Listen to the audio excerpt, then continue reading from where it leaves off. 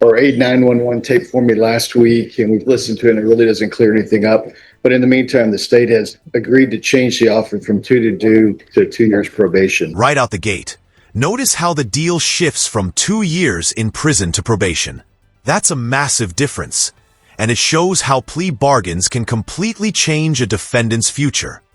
All right. And so we have previously filled out an application for probation. So, sir, do you want to be on the probation, or do you just want to do Probation. the probation? Yes, all right. Court is calling 2025. Oh, I'm sorry. We've already done the paperwork. You've already been given the admonishments. All right. All right, we're on the record in 2025 CR 005952, State versus Frank Garza. Could I have parties announced for the record, please? Espinoza for the state. Donald Wilson for Mr. Garza. And you're Mr. Garza? All right, so there have been some changes to the offer that's been tendered to you. And according to the new plea bargain agreement, the state is requesting that there be 2 years in the prison. This is where things get serious. The fine is probated, meaning if he completes probation successfully, he won't have to pay it. Basically, the court is dangling $1,000 over his head as extra motivation not to mess up. They're recommending community supervision, you to forfeit the firearm, and there's a $1,000 fine probated. Did you understand that to be your agreement now? The final paper. Okay, good. Do you understand that as your new agreement? To be on probation? Yes. Yes. All right. And so what a probated fine means is if that you successfully complete this probation, you won't have to pay the fine. If you're unsuccessful, you may have to pay that fine. Do you understand? Yes, All right. As previously stated, the court found you guilty of attempted unlawfully carrying of a weapon with a felony conviction. Are you prepared to proceed with sentencing? Yes, we are, Your Honor. Sir, can you raise your right hand?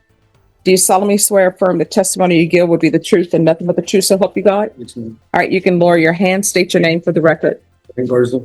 All right, Mr. Garza, do you have any type of mental health treatment in the past? Mm-hmm. Have you ever used any type of illegal substances?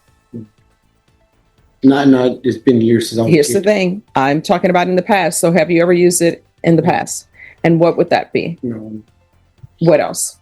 I drank a little bit. What else? That's it. All right. Do you have any children? Quick pause. Did you catch that?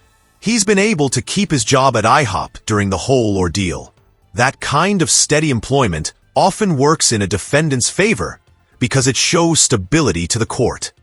I do. My oldest is 22 years old. Do you have any grandchildren? I do. She's about going on 1 year old.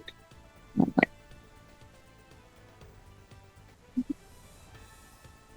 And if you were released, do you have a place to live? I do.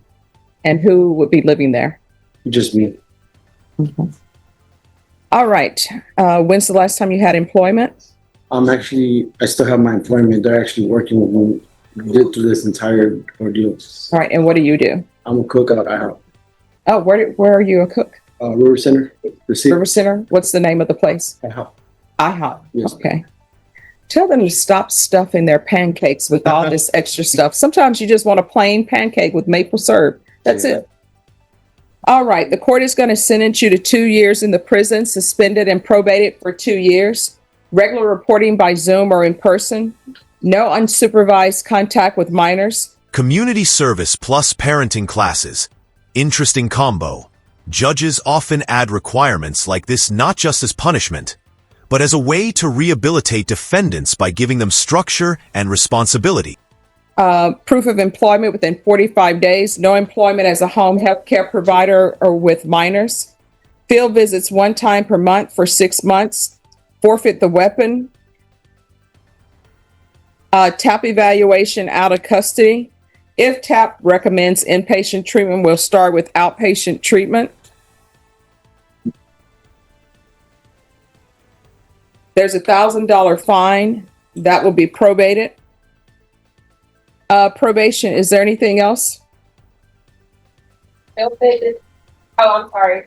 No, Judge. Everything. All right. I'll do 100 hours of community service restitution. And I'm going to order parenting classes since you have that grandchild. So once you complete the parenting classes, your community service hours will be deemed satisfied. I'm actually enrolled with Crisis. Oh, you are? Yes, ma'am. Okay, awesome. Why are you enrolled with them? It's just something I do. Cool. Well, good. I am glad you're doing that. Thank you. All right. If you provide proof of that with probation, they'll take that as a part of your community service restitution. Yes, ma'am. All right. Did you review the document entitled Trial Court Certification of Defendant's Rights to Appeal with your attorney? Did you understand it and sign it? Because it's a plea bargain agreement, because I followed your plea bargain agreement, and because you waived your right to appeal, you do not have the court's permission to appeal. Because this is a felony conviction, you're not allowed to own or possess any weapons or ammunition. If you have a question over what a weapon or ammunition is, you need to speak to an attorney. You understand? Sure. And next time, we can go off the record. Next time, if you see a weapon, do not pick it up. You can go to the police and say, hey, there's a weapon here. Call somebody. But you're not supposed to possess any weapons, okay? Yes, ma'am. All right. Good luck to you. Thank you, Your Honor. You're welcome. You had advised me that he could appear by Zoom, but he preferred to be here in person. All right. So, I think the state had a motion. yes. Well, we had an agreed motion for continuance that we presented about 2 weeks ago. Here comes the classic courtroom tug of war. The defense wants a delay because a key witness is out of town, but the judge is clearly frustrated with how long this case has dragged on. What do you think? Should judges be strict about deadlines or flexible when life gets in the way? And you said you would hold ruling for today. Our victim and outcry witness are unavailable there in Colorado right now. All right. I need a motion to see the motion for continuance. Should be in the court's file. If not, I can. We don't have a court's file anymore. Right. Yeah. Let me print out a new one for you. I'm sorry. All right. And why are they in Colorado?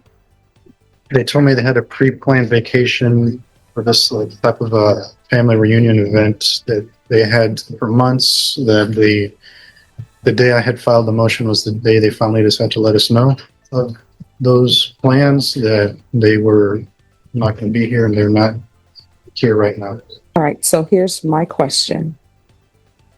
Everybody was aware that it was set for jury trial today. This has been on the docket for trial since August 2024. And I understand that sometimes it hasn't gone to trial because we've been in trial, but this has been since 2024.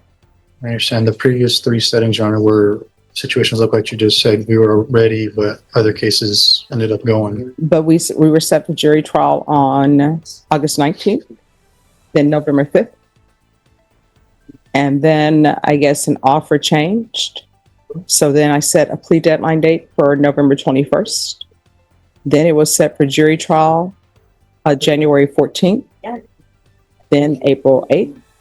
And counsel was in jury trial, so we could not have a jury trial. He couldn't be in 2 places at the same time. And then on April 22nd, we were in jury trial. So I don't know why I should grant. I mean, everybody knew this date.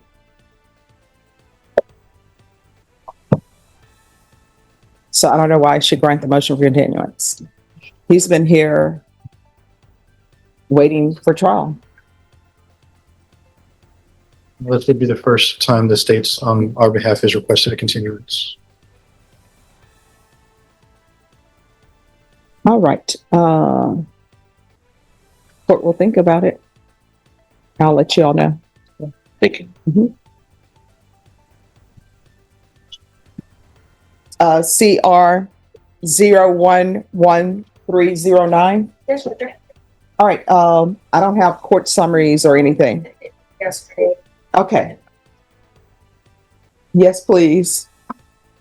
And just so everybody knows, I haven't viewed anything, but usually I'll check to see if there were court summaries. Don't have the cause number, Judge, from the last time. Okay.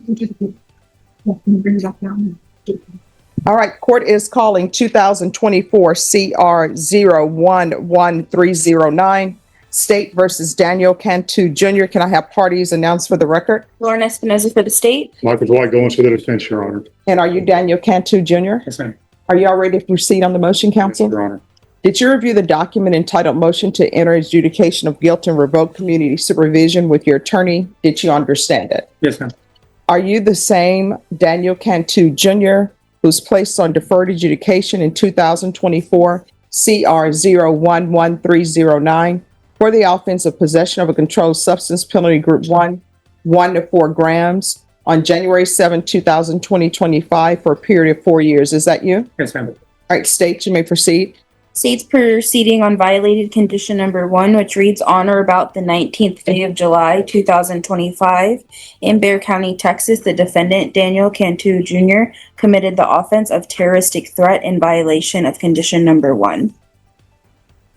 How do you plead to that, true or not true? This part gets tricky.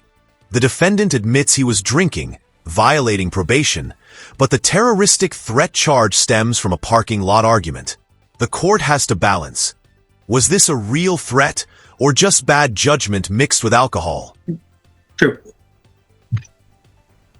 And do you waive the other allegation? Yes, Your Honor. Any No objection, Your Honor. objections to waivers? Did you understand by pleading true to violation of condition number 1, the court could find it true, grant the motion, find you guilty, sentence you up to 10 years in the prison and up to a $10,000 fine? Yes, ma'am. Knowing that, do you still wish to plead true to violation of condition number 1? Yes, ma'am. Court will find violation of condition number 1 true. Is there a proposed agreement?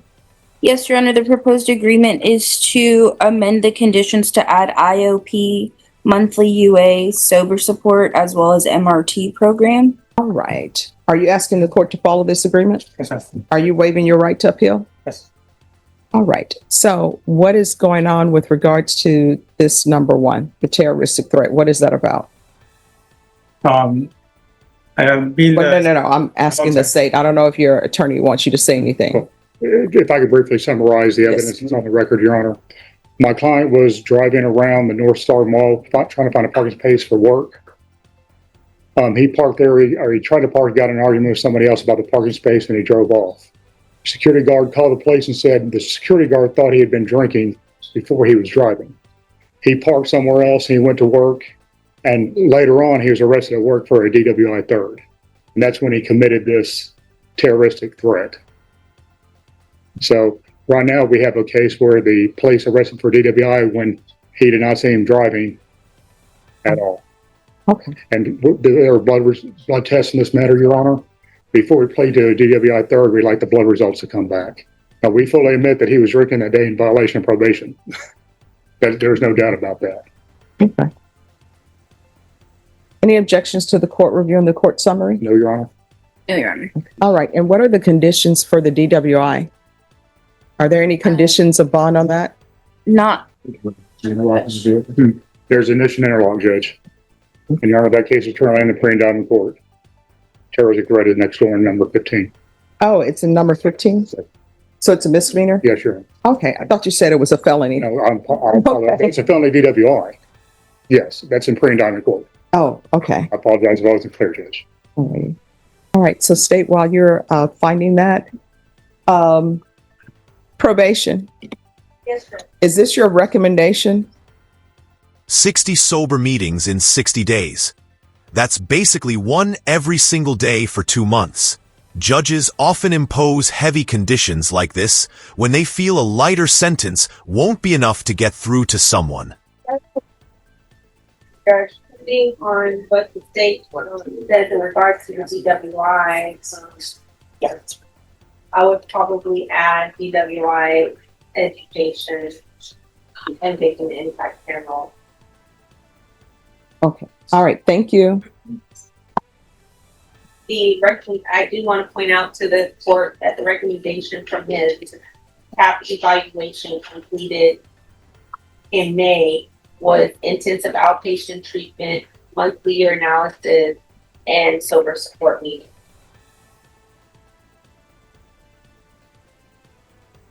All right.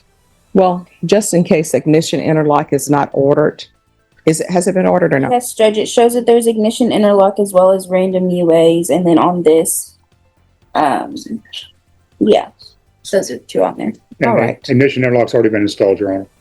All right. Probation, Yes, Judge.